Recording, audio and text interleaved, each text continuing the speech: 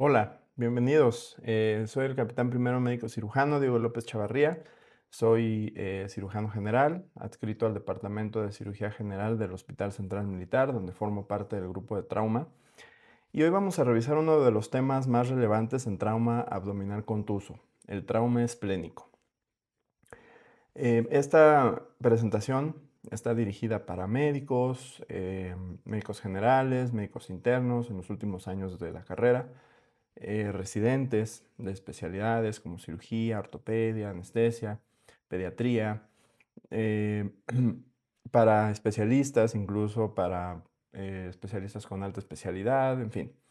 Eh, Todos estos que acabo de mencionar ya tenemos una idea muy clara y sabemos perfectamente la anatomía del vaso y de sus funciones. Por lo que esta presentación está dirigida principalmente a identificar, clasificar y tratar adecuadamente este tipo de lesiones, con base en la evidencia más reciente y en recomendaciones internacionales. Vamos a abordar tres objetivos principales. Primero, reconocer la epidemiología y el contexto clínico del trauma esplénico. Segundo, revisar las principales clasificaciones y herramientas diagnósticas. Y tercero, analizar el abordaje terapéutico, tanto no operatorio como quirúrgico, incluyendo sus técnicas. Hay que recordar, no todo es esplenectomía. Vamos a analizar también tromboprofilaxis y algunos otros aspectos importantes como la vacunación. El vaso es un órgano comúnmente lesionado en trauma abdominal contuso, pero también lo podemos encontrar frecuentemente en otro tipo de mecanismos como el trauma penetrante. Casi la mitad de los pacientes que se presentan con lesiones de órganos sólidos en trauma contuso tendrán una lesión esplénica.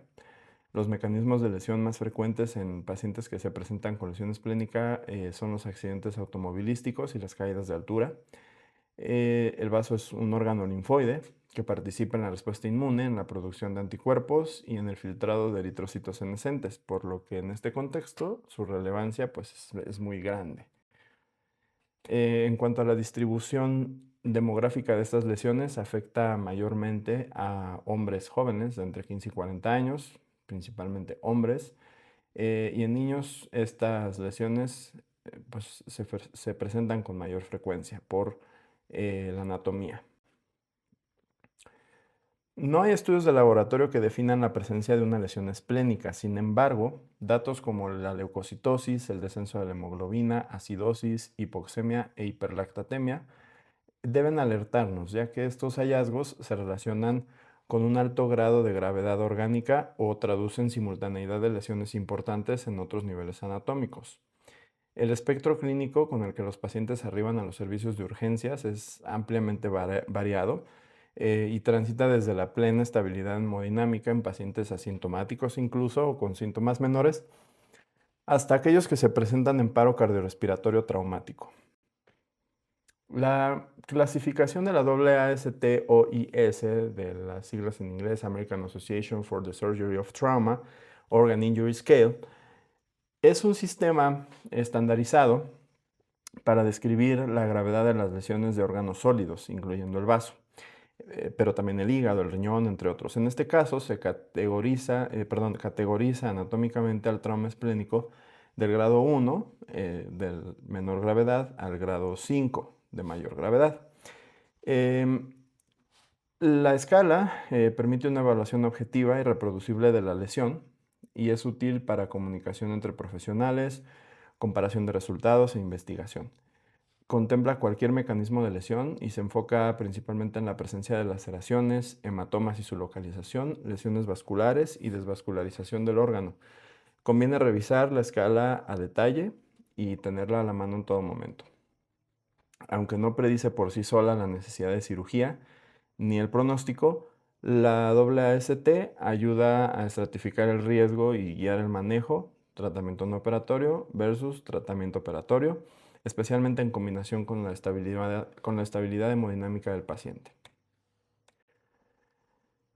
Y a diferencia de la AAST, la clasificación de la World Society of Emergency Surgery incorpora la estabilidad hemodinámica como variable clave.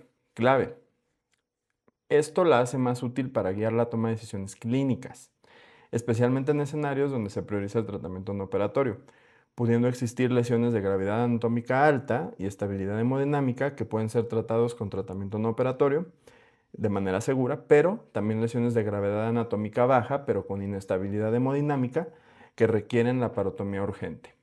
Aquí hay tres tipos de lesiones: menores, moderadas y severas, y va a depender principalmente de si el paciente llega estable, como en las menores y en las moderadas, o inestable, como en las severas, y del grado de lesión anatómica. Por ejemplo, en pacientes estables con un grado de lesión anatómica 1 y 2, vamos a tener la clase 1 de esta clasificación y se va a considerar una lesión menor. En lesiones de grado anatómico 3 y paciente estable vamos a estar en una clase 2 y se va a considerar una lesión moderada. Y en pacientes con un grado de lesión 4 y 5 de la AAST que lleguen estables, se van a colocar en la clase 3, que va a seguir siendo una lesión moderada. Pacientes inestables, sea cual sea el grado de lesión anatómica con el que lleguen, se van a considerar en la clase 4 y esta lesión se va a considerar como severa. Todos los pacientes traumatizados deben ser evaluados de manera inicial conforme a los protocolos establecidos en cada centro. Comúnmente en nuestro medio se siguen los protocolos de la TLS, del Colegio Americano de Cirujanos, considerando que hasta el 50% de ellos son portadores de lesiones asociadas y requieren manejo integral de todas ellas. En pacientes que arriban inestables, se deben instituir estrategias de fluidoterapia avanzada y hemoterapia temprana y protocolizada. Y el ultrasonido FAST, el FAST extendido, la tomografía y la angiotomografía computarizada se han consolidado como herramientas clave en el diagnóstico de paciente con trauma. Son actualmente los estudios de imagen más confiables y más utilizados para orientar decisiones clínicas en escenarios de trauma. La técnica diagnóstica al ingreso del paciente traumatizado debe basarse principalmente en el estado hemodinámico del paciente. El ultrasonido FAST es efectivo y rápido para detectar líquido libre con una sensibilidad y especificidad de hasta 91 y 96% respectivamente. No obstante, se han reportado hasta un 42% de falsos negativos.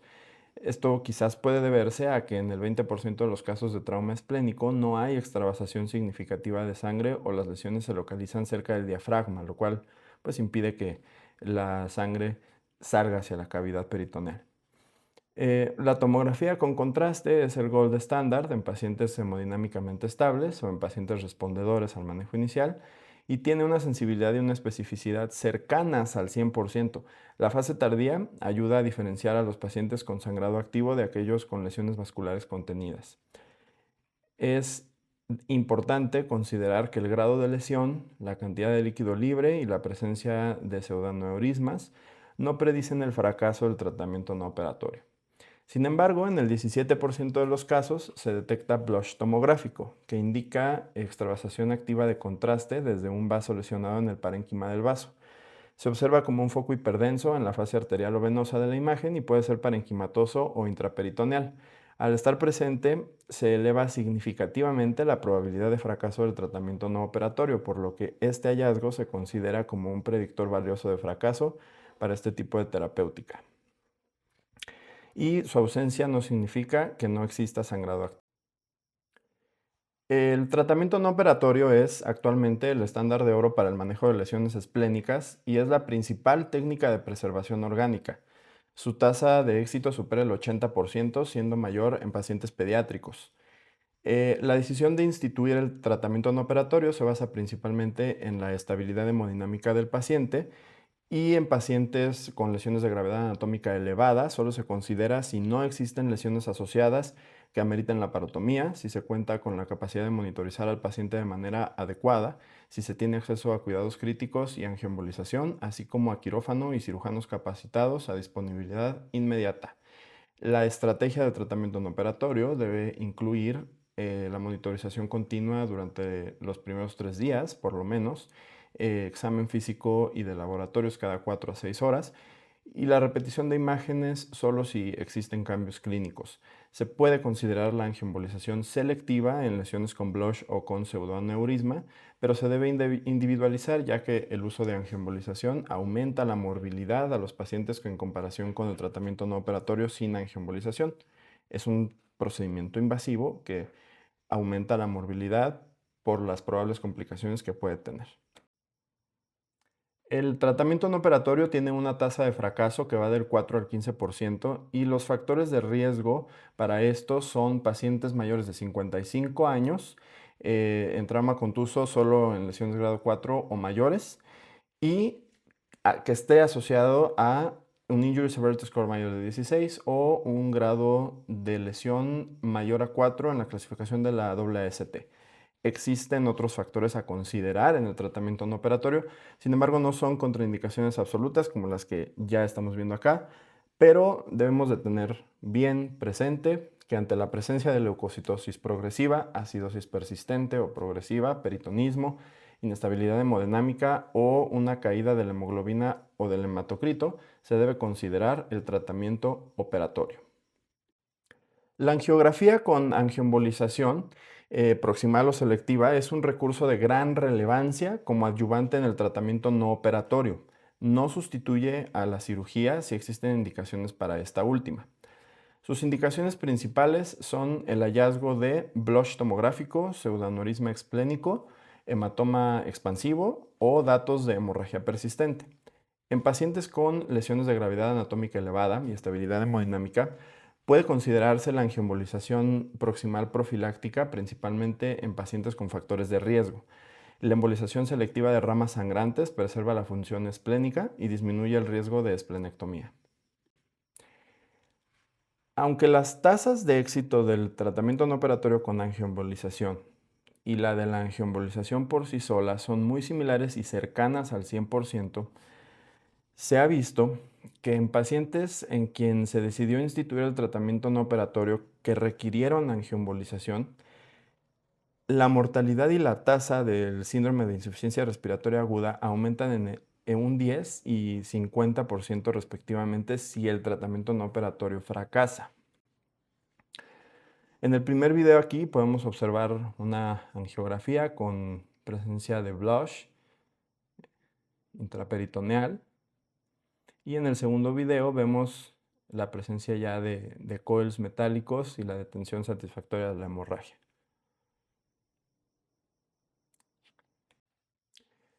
Entonces, tratamiento operatorio. Indicaciones. Pacientes inestables y o con lesiones asociadas que ameriten la parotomía.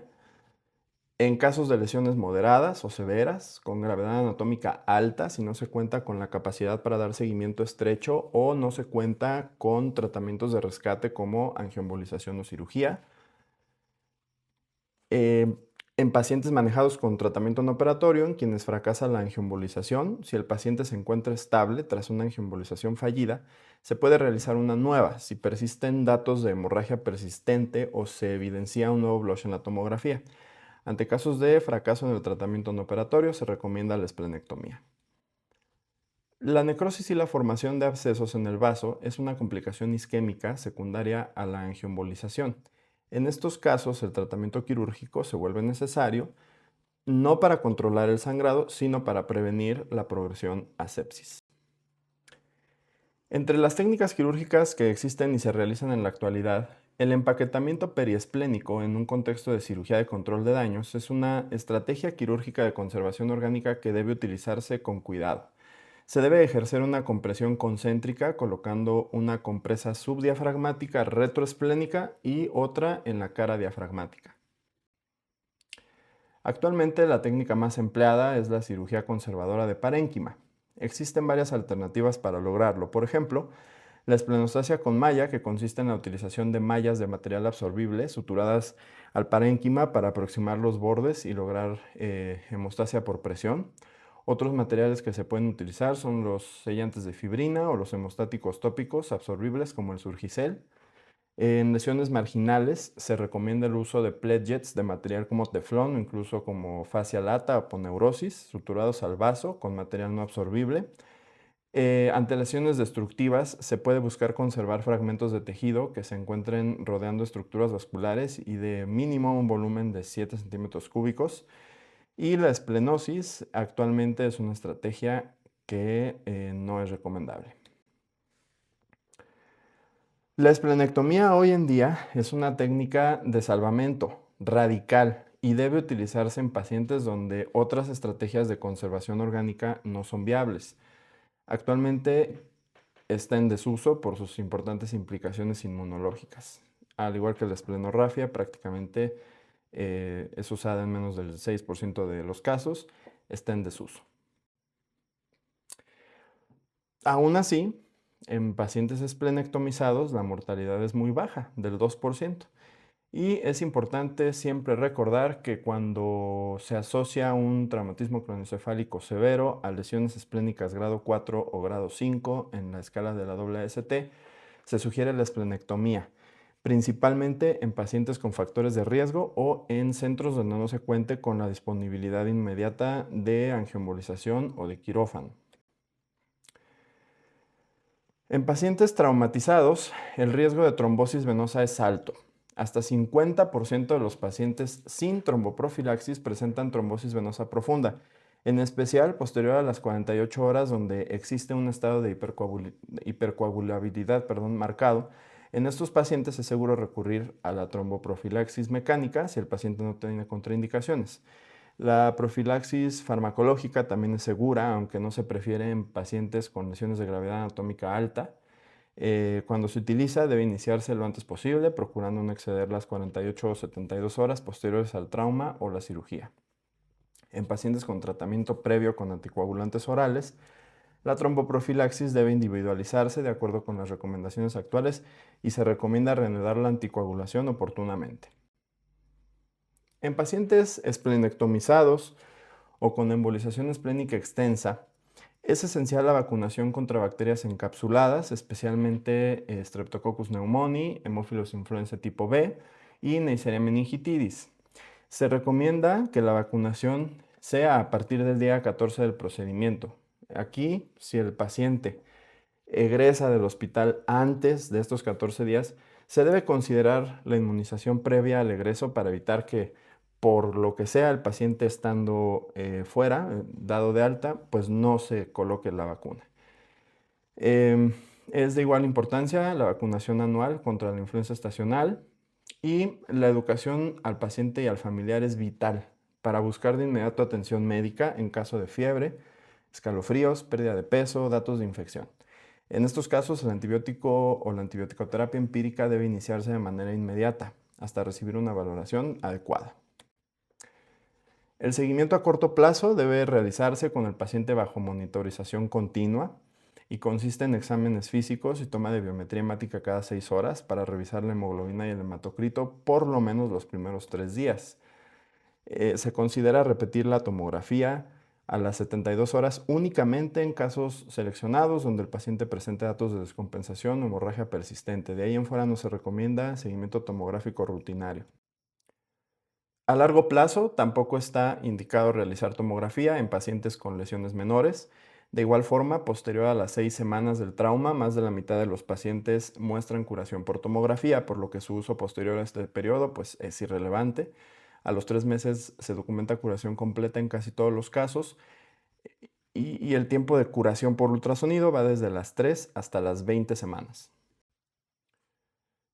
La hemorragia exsanguinante es la causa más frecuente de muerte en pacientes con trauma esplénico grave y los factores pronósticos más importantes son el estado hemodinámico al ingreso, la gravedad anatómica de la lesión, el volumen de hemoperitoneo y la presencia de lesiones asociadas, así como su gravedad. Las lesiones esplénicas, así como algunas técnicas terapéuticas utilizadas en su manejo, tienen un amplio espectro de complicaciones que pueden presentarse incluso meses después del trauma o meses después del egreso. Entre los principales se encuentran comprendidos la ruptura esplénica diferida. Se presenta en aproximadamente 19% de los casos, con un pico de incidencia entre los días 4 y 10 posteriores al trauma, pero puede ser de varias semanas. Su mortalidad reportada varía entre 5 y 15%, por lo que requiere vigilancia estrecha incluso después del alta hospitalaria. No se recomienda por ese motivo el egreso dentro de este rango de tiempo si el paciente no cuenta con la posibilidad de estar acompañado y vigilado en su domicilio. Existe el riesgo de esplenectomía incluso hasta 146 días posteriores al egreso del paciente. La neumonía y el síndrome de insuficiencia respiratoria aguda son comunes y son más frecuentes en pacientes que requirieron angioembolización, así como la necrosis con formación de abscesos esplénicos, como ya lo comentamos. La sepsis fulminante post-esplenectomía, aunque es poco frecuente, presenta una mortalidad extremadamente alta que justifica firmemente la vacunación y la profilaxis antibiótica, como ya también lo comentamos. En la etapa de recuperación, es crucial individualizar el retorno a las actividades físicas. El tiempo promedio de cicatrización del vaso varía dependiendo del grado de lesión, pero en general puede tardar de 2 a 2 meses y medio. Para pacientes operados, la mayoría de las guías permiten la reintegración progresiva a las actividades normales a las 3 o 4 semanas, siempre y cuando el paciente permanezca asintomático y con controles adecuados. En pacientes tratados de manera no operatoria, hablamos de tiempos de recuperación que pueden extenderse hasta los 6 meses. El criterio clínico sigue siendo la base, la evolución estable, estudios de imagen si se consideran necesarios y sobre todo una adecuada educación al paciente sobre signos de alarma y restricción de actividades que impliquen riesgo de trauma abdominal. Importante. Para cerrar esta sesión quiero dejar claro que el trauma esplénico representa un reto clínico importante sobre todo en población joven. El enfoque actual favorece el tratamiento no operatorio siempre que sea seguro y la angiografía con angioembolización es un recurso cada vez más valioso. Sin embargo, hay que tener presente que la cirugía sigue teniendo su lugar cuando está bien indicada. Finalmente, el seguimiento posthospitalario no debe subestimarse. Muchas de las complicaciones graves pueden prevenirse con vigilancia adecuada. Agradezco mucho su atención. Espero que esta plática haya sido útil para enriquecer su práctica quirúrgica y quedo abierto a dudas y comentarios en los canales de comunicación que se muestran en pantalla. Muchas gracias.